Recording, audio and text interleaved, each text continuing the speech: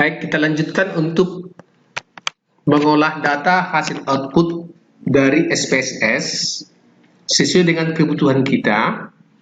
Yang pertama kita akan ambil adalah tabel ANOVA. Tabel ANOVA kita kopikan ke Word. Kita buat judulnya dulu penelitian ini, pengaruh kesadaran merek, atau langsung saja ekuitas merek terhadap kepuasan pelanggan.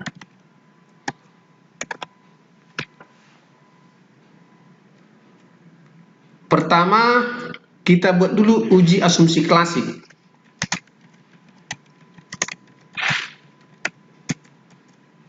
Yaitu uji kenormalan data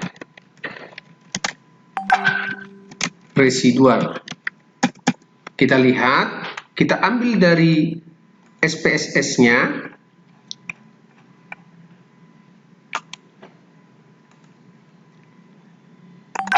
kita masukkan.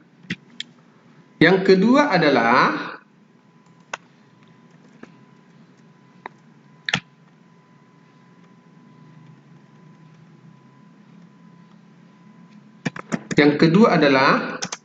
uji multikolinearitas.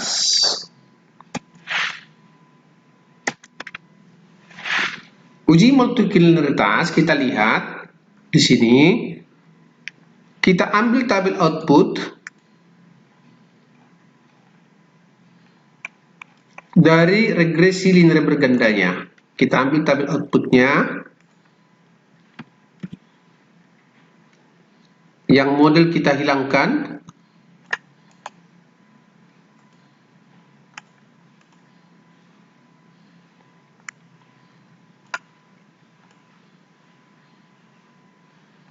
Model kita hilangkan. Yang ketiga adalah uji heterokedastisitas.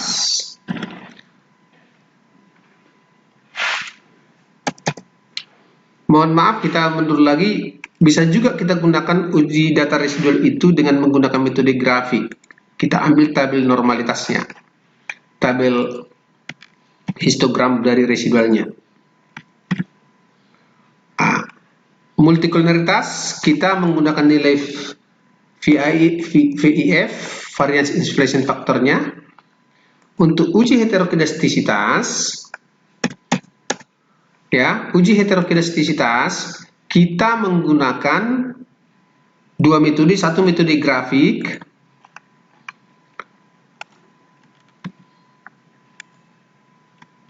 satu lagi dengan uji Gleiser.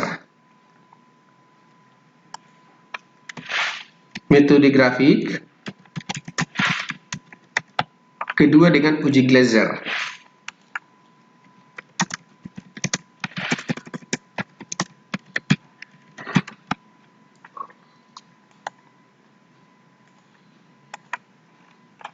Kita lihat yang terakhir, uji Gleiser.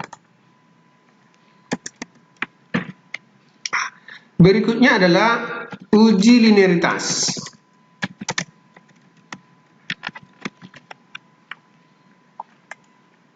Uji linearitas sepertinya belum ada tadi kita keluarkan, tapi kita akan coba olah lagi dengan SPSS. Caranya, klik analyze, compare means. Kita masukkan semua variabel bebas itu ke independen, dan ke dependennya itu adalah variabel Y-nya.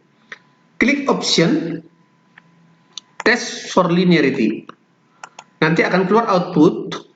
Kita ambil hanya yang tabel ANOVA-nya saja.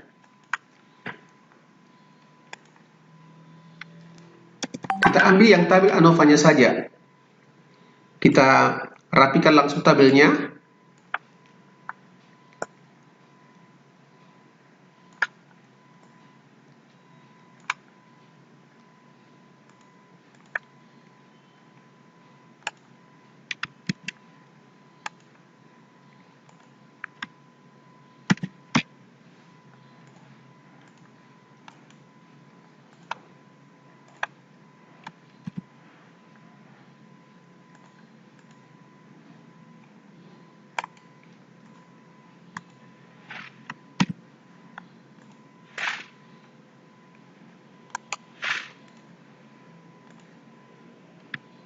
Ini di outputnya untuk linearitas ada 4 tabelnya karena ada 4 variabel yang akan kita uji linearitasnya.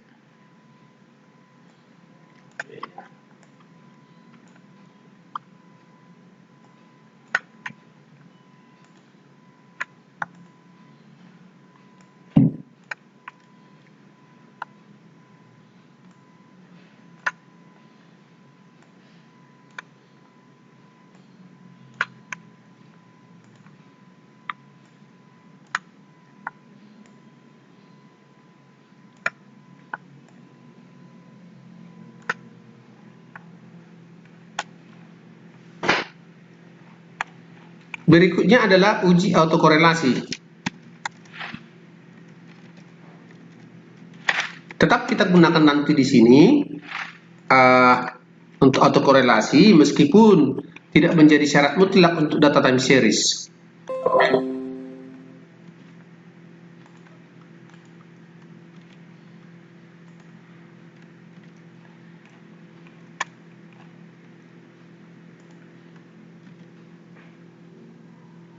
Ini uji autokorelasi.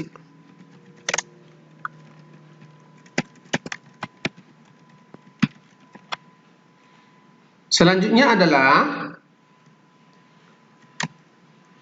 uji kelayakan model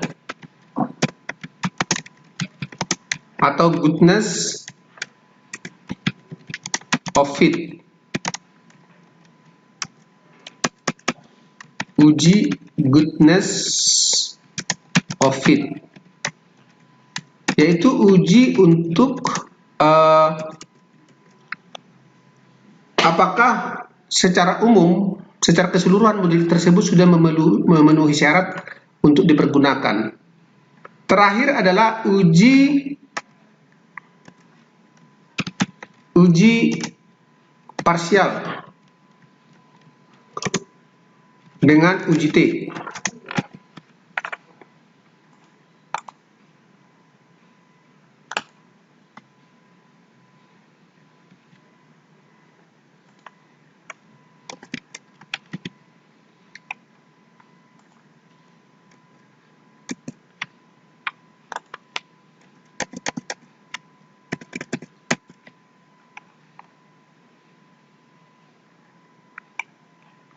Sebelum kelayakan model, ada kita sebut dengan model secara umum.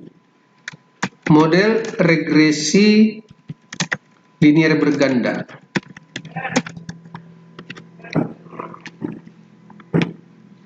Ini akan kami buang.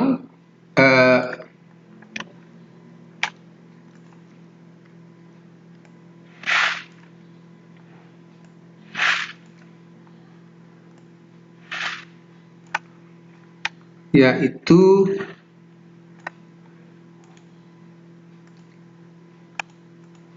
kita akan buang if-nya karena sudah ada di depan.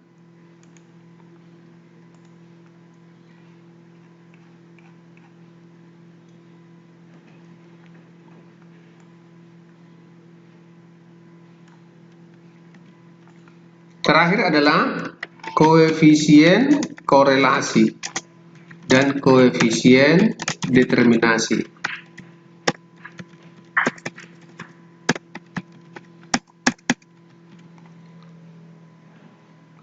Ini kita buang.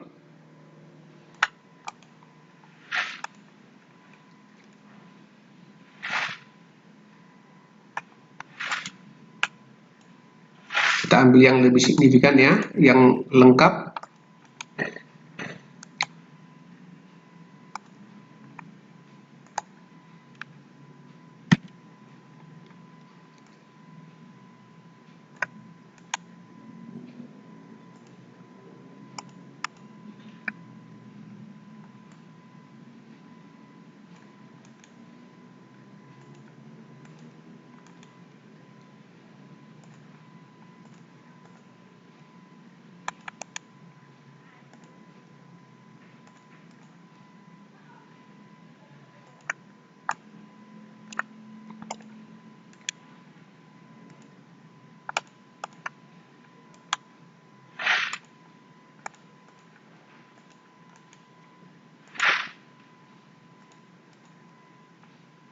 Nah, ini dia. Ini satu persatu akan kita bahas. Pertama, uji kenormalan. Kita akan diskusikan uji kenormalan dengan menggunakan uji Kolmogorov, uji kenormalan residual dilakukan dengan uji Kolmogorov-Smirnov dengan menggunakan taraf nyata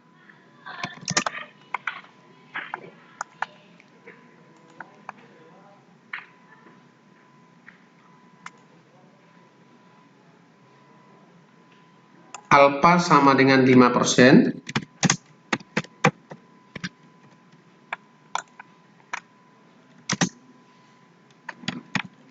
ya, ditemukan bahwa nilai signifikansi dari residual data dengan uji Kolmogorov-Smirnov adalah 0,200, lebih kecil daripada 0,05. Dengan demikian H0 diterima dan H1 ditolak.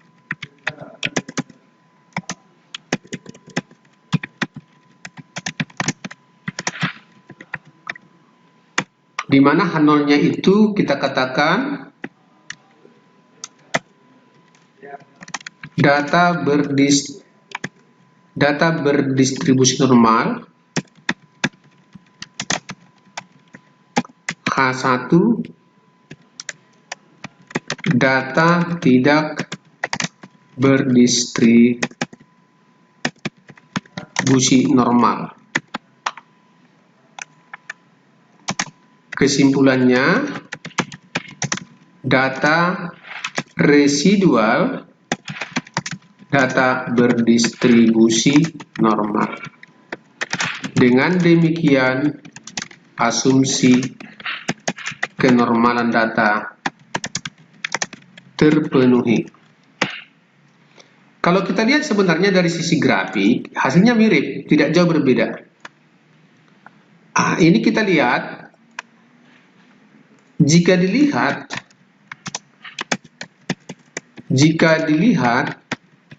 dengan metode grafik,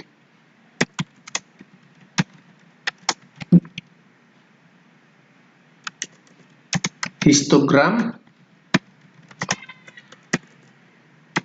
dari residual, ditemukan bahwa data tersebut cenderung berdistribusi normal, di mana ditemukan data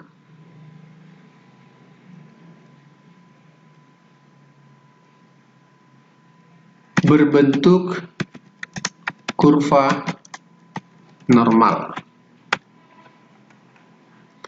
Untuk uji multikoliniaritas, uji multikoliniaritas digunakan dengan memeriksa nilai variance inflation faktor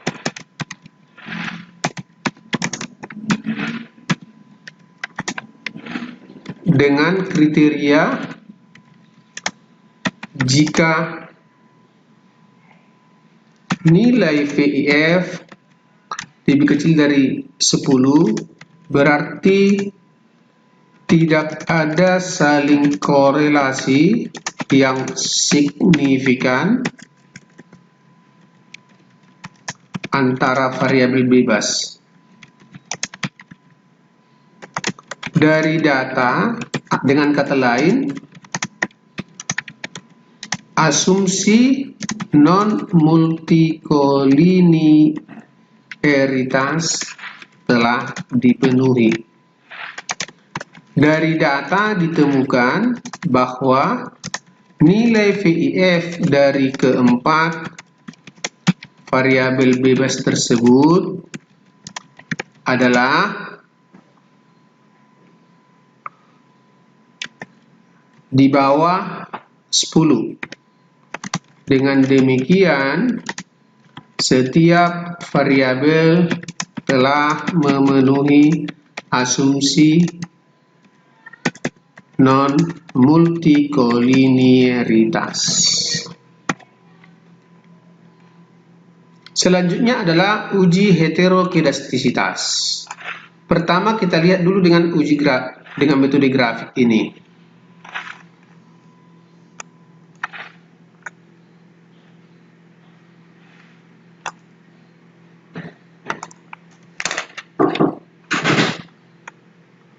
Kita lihat dulu dengan metode grafik. Oke, kita lihat di sini. Kita coba perbesar gambarnya. Kita melihat grafik ini tidak berpola sebenarnya. Tidak berpola. Dia berada di antara, secara acak ya, di antara positif negatif, baik untuk variabel X-nya maupun variabel Y-nya. Jadi, sebaran data dari grafik di atas ditemukan diagram pencaran antara nilai prediksi dan nilai residu membentuk sebaran yang tidak mengarah pada pola tertentu dan menyebar secara acak di antara batas positif dan negatif. Hal ini menggambarkan bahwa asumsi heterokedastisitas telah terpenuhi. Untuk lebih jelasnya, dapat dilihat dengan menggunakan uji Glasser. Dari uji Glasser,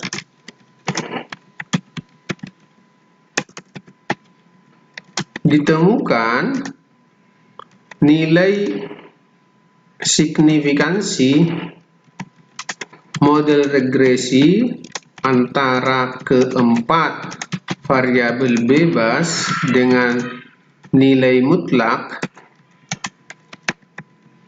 residua seluruhnya tidak ada yang signifikan. Hal ini menunjukkan bahwa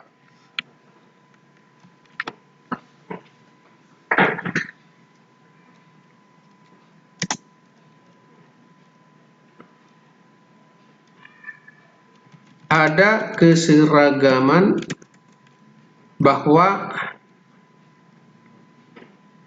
data telah mengarah ke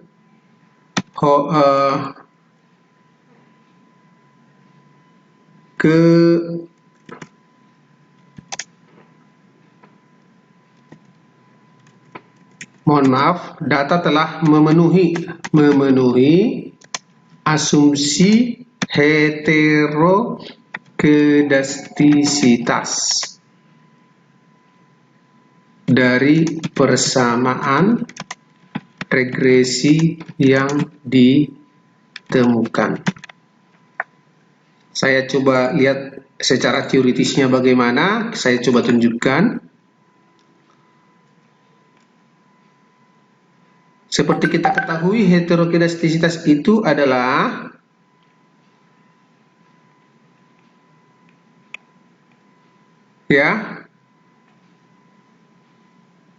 varians dari rata-rata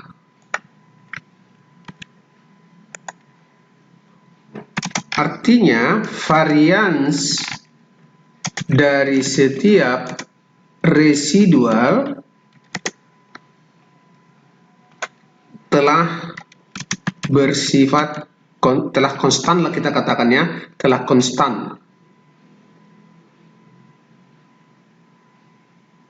Telah konstan. Ditunjukkan dengan tidak adanya perbedaan pengaruh setiap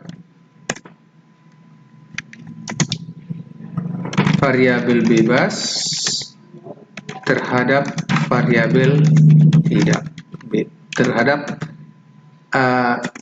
nilai mutlak dari residual. Kita lihat di sini semuanya dia itu tidak signifikan. Ini menunjukkan adanya konsistensi, ya, konsistensi. Selanjutnya adalah uji linearitas. Uji linearitas di sini kita lihat, saya sudah pernah jelaskan sebelumnya bahwa uji linearitas itu bisa dilihat dari sisi deviation from linearity maupun dari sisi linearity. Jika kita melihat dari sisi deviation from linearity, syaratnya adalah dia harus memiliki nilai signifikansi di atas 0,05. Kalau dia dengan menggunakan linearity, dia harus di bawah 0,05. Nah, dengan menggunakan metode deviation from linearity, ditemukan nilai signifikansi hasil uji linearitas dengan uji T adalah lebih besar dari 0,05 untuk setiap variabel bebas yang dianalisis, baik kesadaran, yaitu kesadaran merek, persepsi kualitas, asosiasi merek, dan loyalitas merek. Hal yang sama juga terjadi jika menggunakan metode linearity. Ditemukan nilai signifikansi setiap variabel bebas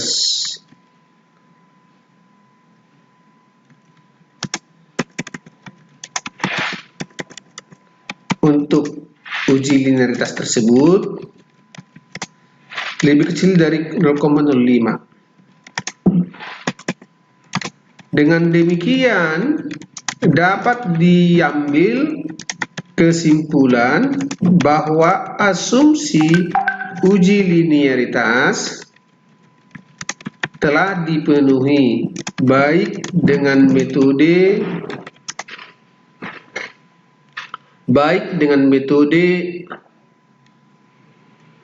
deviation from linearity dengan metode linearity.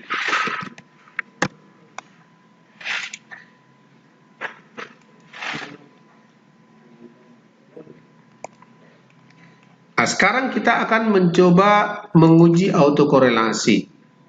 Autokorelasi kita akan coba uji dulu. Dari data diketahui nilai N itu sama dengan 120. Kemudian diketahui juga nilai sama dengan 5. Sehingga nilai DL-nya sama dengan, kita coba lihat nilai DL-nya. Untuk K sama dengan 4, K sama dengan 4, mohon maaf, K sama dengan 4, jumlah variabel sama dengan 4. Untuk K sama dengan 4, dengan N sama dengan, K sama dengan 4, kita lihat di sini K sama dengan 4, dengan N sama dengan 120.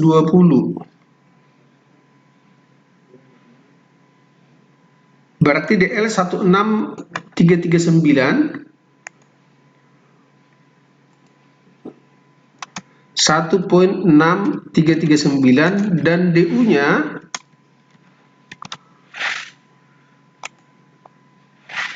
1.7715. Nah, kita lihat di sini kriterianya apa.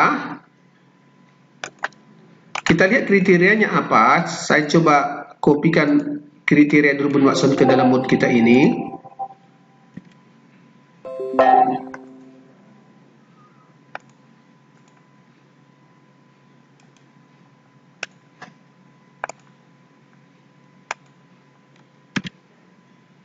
Saya perkecil.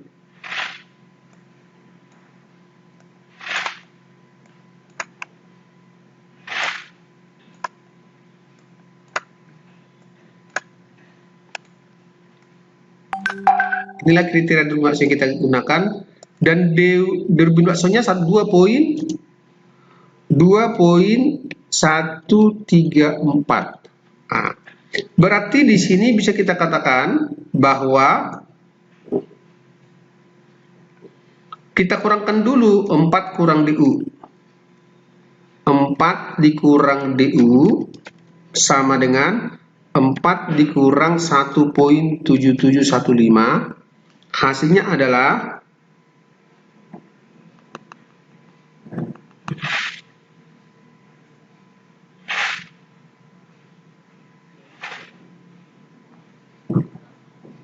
2.2285. Nah, berarti kita simpulkan 2 lebih kecil dari DU, dari DW, lebih kecil dari 4 kurang DU, yaitu 2 lebih kecil dari 2.134, dan dia masih lebih kecil daripada 2.2285. Dengan demikian, terima H0. Berarti tidak terdapat autokorelasi pada data tersebut di atas. Nah,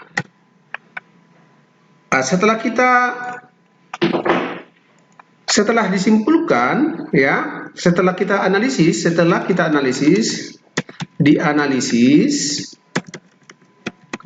dapat disimpulkan seluruh asumsi dalam persoalan regresi linier berganda telah dipenuhi. Selanjutnya, ya, baik untuk kenormalan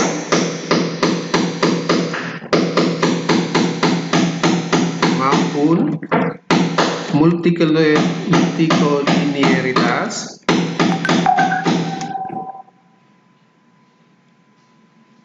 dan asumsi lainnya. Berarti sekarang kita akan masuk ke pengolahan analisis regresi linear berganda. Bagaimana pemodelannya? Karena asumsi